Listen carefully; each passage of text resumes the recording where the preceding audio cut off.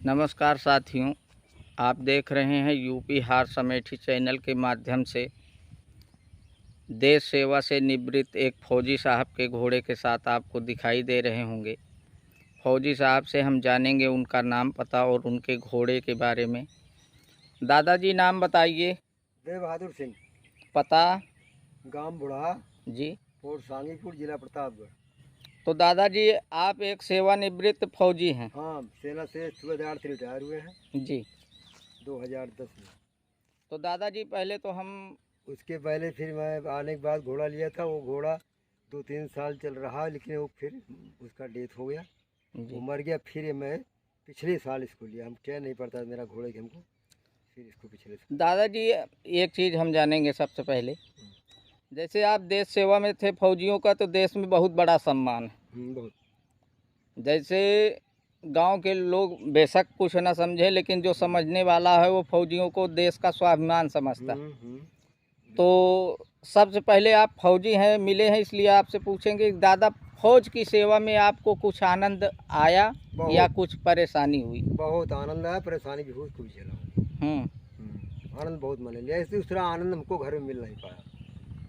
अच्छा। जो आनंद हमको मिल गया वहाँ सर्विस में, सेना में, मान सम्मान, और हमको जो है जो आनंद मिला खाने पीने के स्टैंडर्ड, जी, वो नहीं घर में नहीं हो पाया। न कहीं रिश्तेदारी में, कहीं कोई नहीं कर पाया उस तरह से खाना। तो दादाजी जैसे आप सेवा से निवृत्त हुए, तो आपको घोड़े का शौक कब से लगा?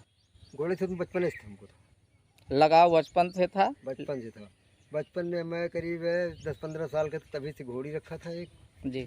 और घोड़ी की जो है उसको जब क्या कहते हैं सवारी किया, फिर मेरे को मेरा भाई आए बाहर से, तो उन्होंने छोड़ा, तुमको भर्ती होना है और तुम घोड़ा चक्कर पड़े। उन्होंने क्या किया, वो बछेड़ी को बेच दिया पच कल्याण। थोड़ा तेज बोलिएगा दादा। पच कल्याण बछेड़ी थी, उसको बेच दिया भाई साहब ने। जी। फिर मैंने आया, हम के रोने लगे, हम कहे क्यों इसको बेचा? कहे तुमको भर्ती होना है कि यार घोड़ा देखोगे। जी। तो उसके बाद मेरा मन ठनका, भर्ती हो गया।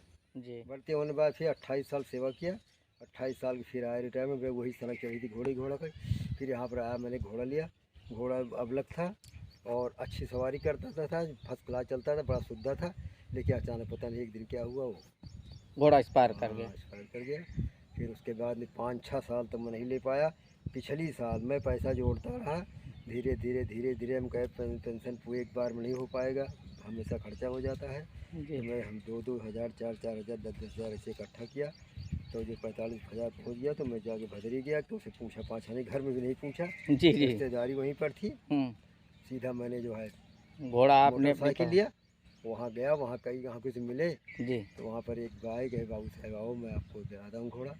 यही घोड़ा पे और सब उठ गए थे। बिल्कुल लास्ट था मेला का।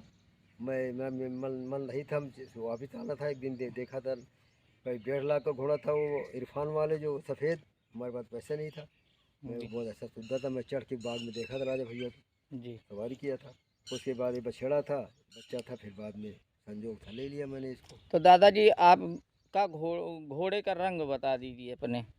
यही तो चलिए कुंबई थे, काला लाई थी, पहले काला था ये। अच्छा। लेकिन अभी पता नहीं लाल हो तो जा रहा, रगड़ते हैं। तो दादाजी उम्र घोड़े की कितनी होगी? इसकी घोड़े की उम्र है करीब 2 साल। यही 2 दांत? हाँ, 1.5 साल का था जब मैं लिया था, तो 6 महीने और हो गया। अच्छा। 2 साल मान के चलो। दांत जो है अभी उदल था, 2 दांत अभी उखाड़ा है, ये देखो। हाँ साथियों, देख लीजिए, 2 दांत का बच्चा है, सुलेमानी आँख वाला। एक आँख सुलेमानी, दूसरी सिंपल आँख है। घोड़े में देवमन है, पीछे के 2 पैर सफ़ेद। फौजी दादा का घोड़ा है। तो दादाजी जैसे घोड़े को पालने के लिए अच्छी डाइट की आवश्यकता होती है, तो अभी आप डाइट में घोड़े को क्या क्या खिला रहे हैं? घोड़े को हम खिला रहे हैं काना, और इसका जो है चोकर, इसका गेहूँ खड़ा, जी। और जौ का, गेहूँ का जो है आटा, यही देते हैं हम इनको। और 1 किलो दूध इनको देता हूँ पर डे, जी, दोनों टाइम मिला करके। और खाना पीना देता हूँ। खाना ऐसे रोटी सूखी नहीं खाता है जी, जब दूध में मीन देता हूँ तो खाता है।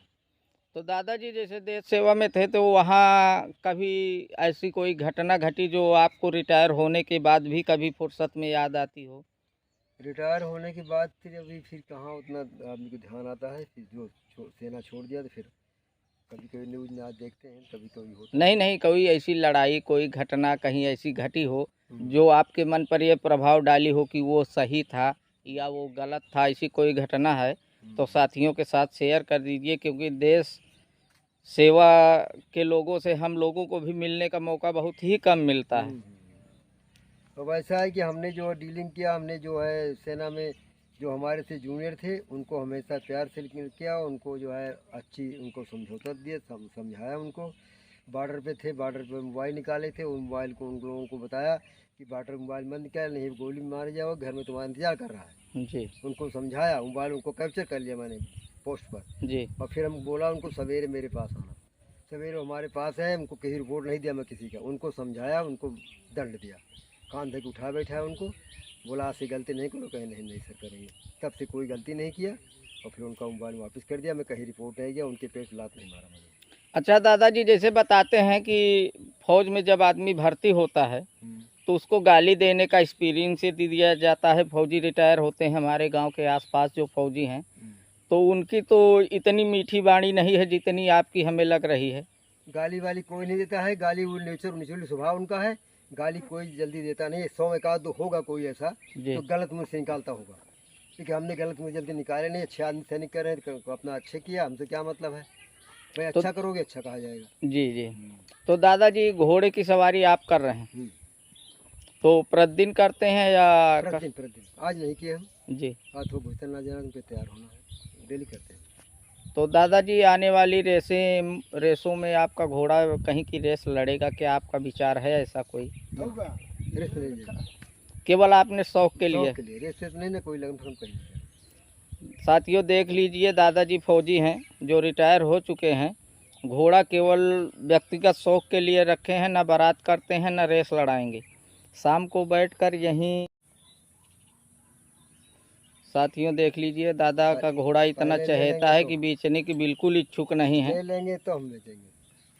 तो यूपी हार्स अमेठी चैनल को लाइक, सब्सक्राइब, शेयर, कमेंट कर चैनल को आगे बढ़ाने में सहयोग दें। दादाजी जय हिंद। जय हिंद।